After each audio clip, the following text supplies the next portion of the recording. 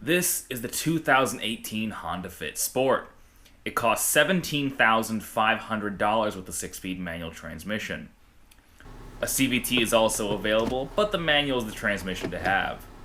That 6-speed is paired to a 1.5-liter 4-cylinder engine, which makes 130 horsepower and 114 pound-feet of torque. That combo is also good for an EPA rating of 29 mpg city and 36 mpg on the freeway. The Fit Sport differentiates itself from other Fit models via some interior and exterior aesthetic upgrades, as well as those nice-looking 16-inch wheels and a sportier suspension calibration. So, with a modest price tag, charming looks, and good MPGs, does the Fit Sport make the cut in the real world? Well, it's time to hit the road and find out. Where should I begin with the 2018 Honda Fit?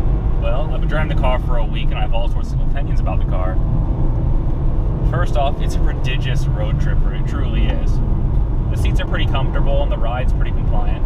And on longer stretches of the open road, you just set cruise control and let it go. I've seen upwards of 45 miles per gallon just cruising. The trade-off, of course, is that you're getting that great fuel economy from a rather small car being powered from an even smaller 1.5-liter 4-cylinder engine. It only makes about 130 horsepower and from where I'm sitting about 0 pound-foot of torque, so you have to really wring its neck to get any power from it. But it's pretty eager for what it is. Although, I go back and forth on the sound as to whether or not it's endearing or kind of grating. It's sort of just a sound. Did I mention the lack of power? Because there's a lack of power. The Honda Fit is just not a fast car. I would struggle to even call it a quick car, even in the right corner, in the right gear, at the right time. That's just not what it's supposed to be. But it's fun because the motor makes you work for it. You can zing this thing to the red line over and over and over and over and over again, and it just laps it up. You know, it has that old school Honda quality where, you know, you rev and rev and rev that motor until the valves burst out of the hood. That's just sort of the character of this motor, and it's fun. Full throttle second gear coming out of a corner, and it'll do it, but there have been times where I've been driving the Fit, and if you are on the freeway or at freeway speeds and you try to pass someone, you better put the hammer down and be in the right gear, otherwise you are not going to accelerate and you won't make that pass. It's just not going to happen. The Fit's actually pretty fun to drive because it doesn't have a typical Honda hallmark trait that a lot of the new cars have. The Fit does not have rev hang, which is something I've gone on about in a lot of modern Honda products. Rev hang is when you put the clutch in to change gears and the revs just linger. They just hang there versus dropping in a nice linear fashion.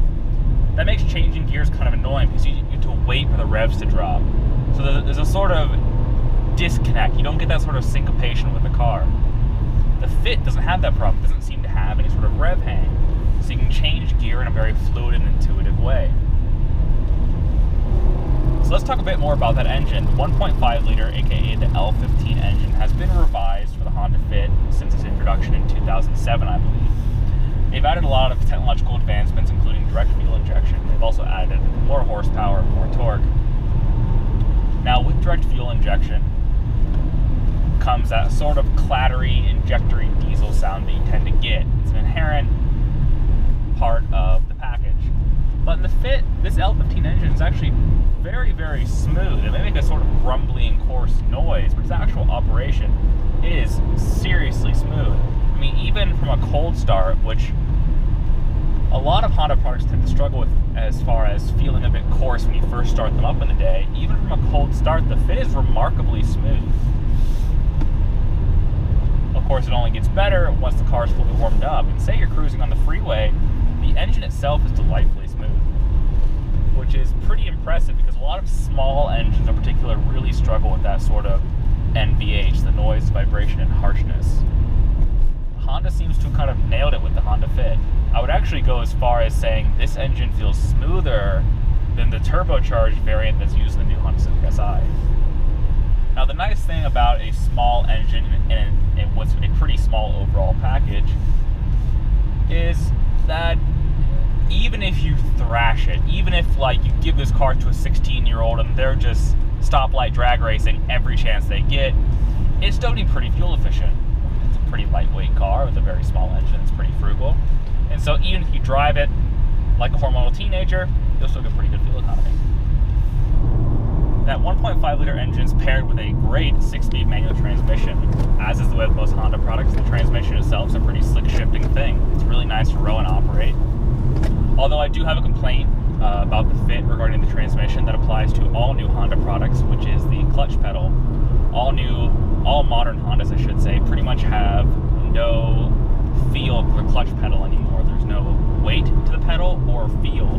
So it can make takeoffs and getting off the line a bit jerky on occasion because you don't know what the clutch is doing. That and the fact it's so light, it kind of makes it a little bit less fun to use. One of my qualms with this car, one of my complaints, is the 6-speed transmission. Although it's great to operate, the gear spacing is a bit confusing. So it's a 6-speed transmission, and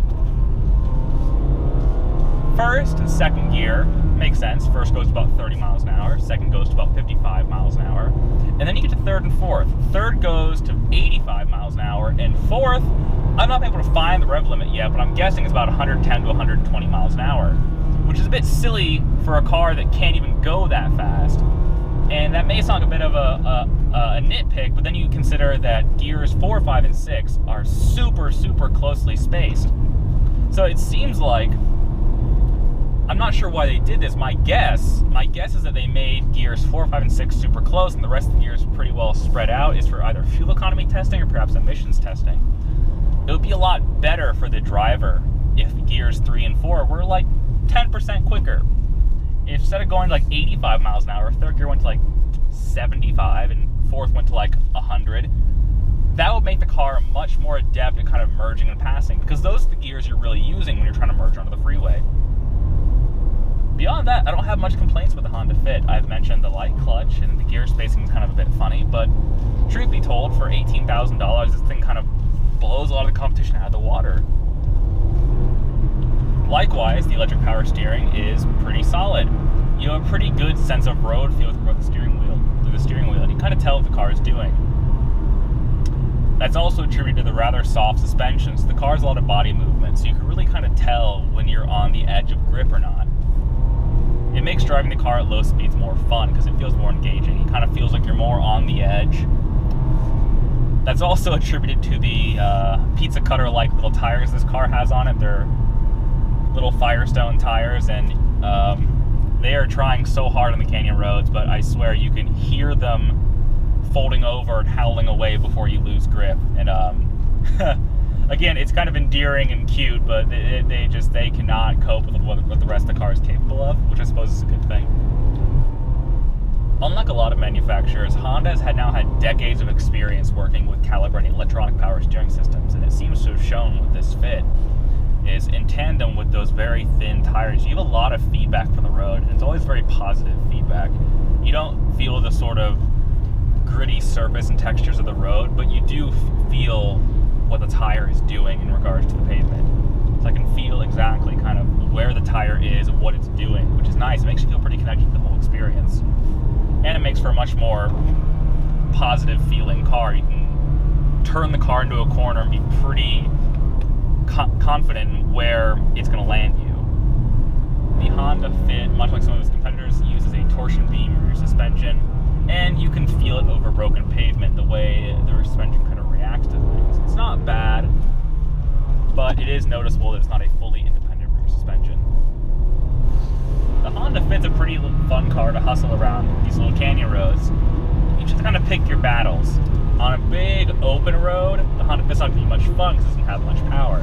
But on these really tight little winding roads, where it's really just kind of a point and squirt sort of road, you kind of aim for the apex and throttle down and just let it go.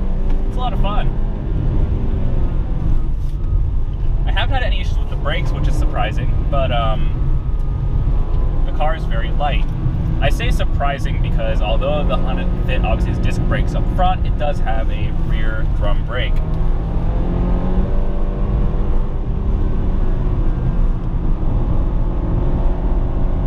The interior materials are also excellent for an $18,000 car. I mean, if you look around, a lot of the materials, there's a lot of soft touch, a lot of high quality plastics, and some leather wrapped interior. I like the shift knob quite personally. It's kind of a baseball leather shift knob, which is classic and I dig it. Along with all of has the huge infotainment touchscreen that also has the Honda Link system and Apple CarPlay and Android Auto, which is super useful and intuitive, pretty easy to pair your phone and kind of get it going. And it's nice to have a car that's kind of geared towards younger people that has those sort of features that young people care about. It's nice that, you know, they can focus on driving and have your phone, or excuse me, have the car read your text messages to you, so you don't have to look away at your phone. Because we know teenagers are going to do it anyway, you may as well kind of give them that resource. Speaking of things teenagers would like, and things that I also like, look at the color of this car. It's orange fury. It's so ridiculous and shouty and loud. I love how colorful this car is. And that seems to be kind of Honda's thought across the board, because you can get colors like orange fury and Helios yellow from 2018. And it kind of just makes it more fun. You know, small subcompact cars should be loud, ridiculous colors, and they should kind of drive in ridiculous ways. But in addition to the things you see, like your touch points, like your steering wheel and your shift knob and your buttons for all your dials, those all feel quite nice. But the thing that also is quite nice is kind of behind the scenes. The cabin's very well insulated. If you're at freeway speeds and you're cruising, this car is actually very quiet. The only thing you're really going to hear, aside from the occasional bit of tire noise, is just kind of the engine thrumming away beneath your right foot. Which is surprising, because if you look around, this car is all glass. There's glass everywhere. And that makes for fabulous visibility, but normally you'd kind of think that would come with a lot of wind noise, but it really doesn't, which is surprising. One, for a car that does have this much glass, and two, for a subcompact car that's so inexpensive. You know, subcompact cars tend to get a bad rap in this country as being kind of penalty boxes, kind of being things you get stuck with more than things you want. But this is actually a pretty premium experience, all things considered. The driving position is pretty good. I was able to get the seat pretty low, and there's a massive expanse of headroom. Look at this, I have about 8 inches of headroom, which makes for a pretty comfortable and easy to drive car. When you combine that with all the glass and kind of the rear view camera that's standard now, it makes for a car that's really easy to kind of drive at low speed, and especially for parking. It kind of does a lot of things for a lot of people. So I will say that the stereo for the Honda Fit is pretty good. You know, at first I wasn't feeling it, but then I kind of hopped in a few different cars and kind of gave you perspective. It may lack the absolute depth, or I guess bass, if that's how you want to think about it, of some other stereos, but it does have great clarity. You can really crank this thing up super, super loud and it won't distort or blow out. It has a nice, clear sound to it.